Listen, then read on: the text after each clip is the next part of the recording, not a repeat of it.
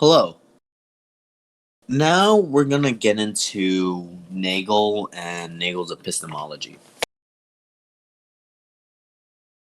Essentially, what Nagel's argument was in his paper, What is it like to be a bat, is his way to just approach what it's like to be a bat. And then the further show that we don't know anything of what it's like to be a bat. And the reason it's this is because of how we're not able to fully experience and understand that inherent subjective first person experience that a bat has. I said experience a lot there. To make that simpler, whatever a bat sees based on how they work, how they do things, how they interpret the world and everything and perceive the world, is not going to ever be the same as ours, which through our eyes, through what we hear and things like that. And as we will never understand what it's like to be them, they will further never know what it's like to be us. And that's just due to the fact how they also fundamentally work. An example is like how they use sonar, their flight patterns. So just, really their nature and behavior. As we're not necessarily going to be like, just to kind of look at the sonar example, and I think my best understanding of sonar is from the movies and shows is you send a sound wave and in a way it's supposed to feed back and tell the sound supposed to bounce off that and say there's something physically there. One way we know a sonar is kind of like on submarines, they use it to detect ships or stuff. And also, I think when I see it, granted on bats, but I think from my recollection, I can't remember what, but it was when the sci-fi, the shows and superheroes, they use the bat, they kind of just made a click sound. And things just kind of, you see the sound wave and then it bounces and then you see things just kind of in this white and all this stuff. And the overall point is, like, I don't think we're right. Okay? I mean, obviously it's shows, it's fiction, but is how much can we really determine that is how sonar works or how a bat perceives sonar? With Nagel, he's trying to say that, like, we can only take so much from third person data.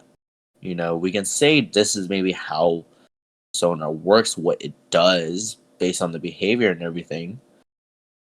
But we can't go in so far as to say, hey, now this is what the bat is experiencing with sonar and how and using it.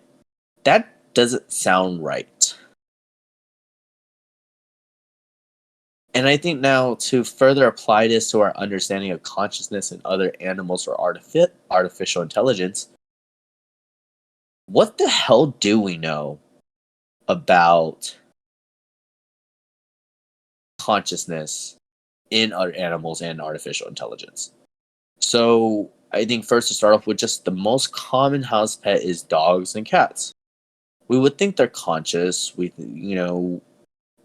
accord it to be wrong if we eat them, based on mainly Western ethics. And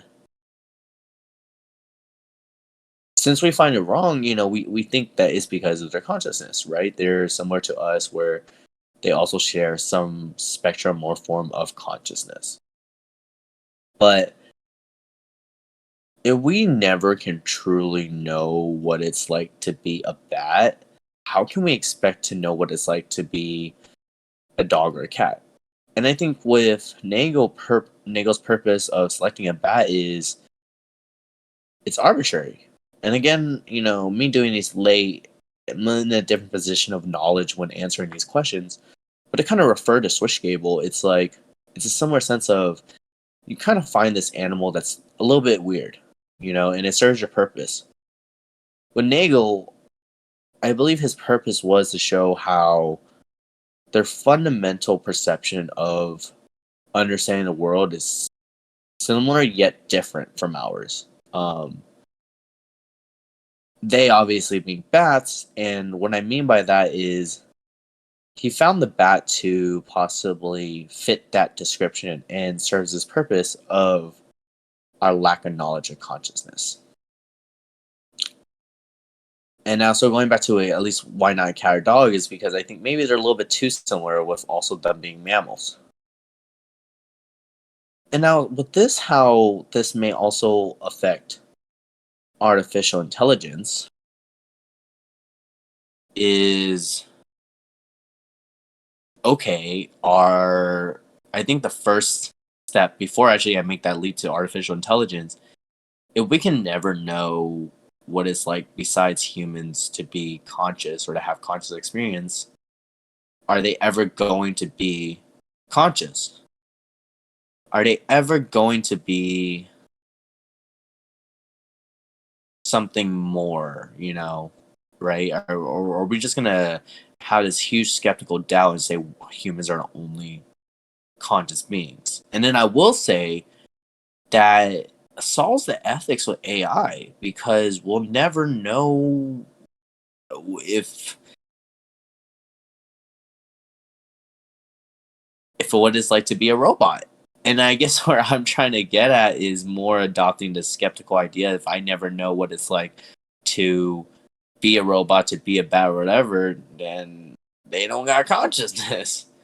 And I definitely don't think that's not necessarily where Nagel was getting at. Maybe, just exposing this fallacy or this hole in our epistemology where we're trying to get some form of understanding and attacking the fact that if we can never know what it is or like to be a bat, to be a cat, to be a dog, to be any animal or anything else besides human, then why are we trying to use these examples of animals to reduce them to find some form of knowledge about consciousness?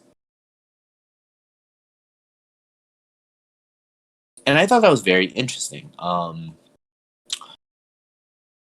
just also interesting how taking something so simple and yet making it so complex with the bat. And I think further is, again, I think a lot of the times when I'm addressing, what I'm noticed from these readings, something kind of new to me is, and it's, I guess, it is the heart of philosophy, is like addressing how the faults and the fundamentals of this stuff. And fundamentally, we're not bats, yet we're trying to understand them, what it's like to be them and perceive the world, but we can never. And I guess then to take an extra skeptical leap is like, can I ever really truly know what someone else is perceiving the world to be like? Which is why if we could, I feel like then we can read minds. But that's at least a whole different predictability thing. But it's like for someone who went through trauma and someone who didn't, they don't necessarily perceive the world the same. So can I truly, I don't even want to dive into the consciousness, but maybe the effects on consciousness. And then, granted, maybe that's just more mental health. But still with the same token of thought,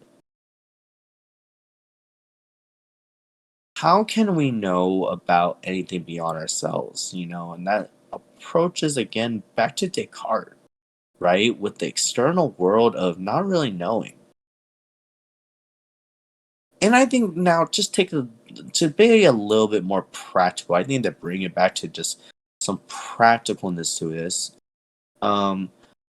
I think Nagel has a great point. We can't know about being a bat. I don't think I'll go so far as to say that we don't know what it's like to be human. Maybe, to the full extent of understanding what it is to like to be someone, we'll never know except ourselves. But there's times when people say, "Oh shoot, are you a mind reader? How the hell did you know what I was gonna say or do?" And it's like I think there is this aspect of not only being habituated with a person, they're actually trained in that, maybe they got lucky, whatever. But it's also the fact that we're human too, and I think there's this mutual understanding of what it's like to be in those shoes. Like seeing someone fall and knowing they're gonna be hurt, so come up to them and kick them up and try to help them. Versus a bat, I don't think necessarily would know we're in pain, nor would they know that what we're doing is helping them until after kind of examining our behavior and everything. But then they would still not know what we all went through in terms of understanding what it was like to fall and feel pain. Overall, I feel Nagel presents a great argument for showing that we don't know much still, and we're using means to try to find information about consciousness, maybe, but like not doing it through good means. But I guess the issue again is running into is like, then uh, what can we extrapolate from? Thank you.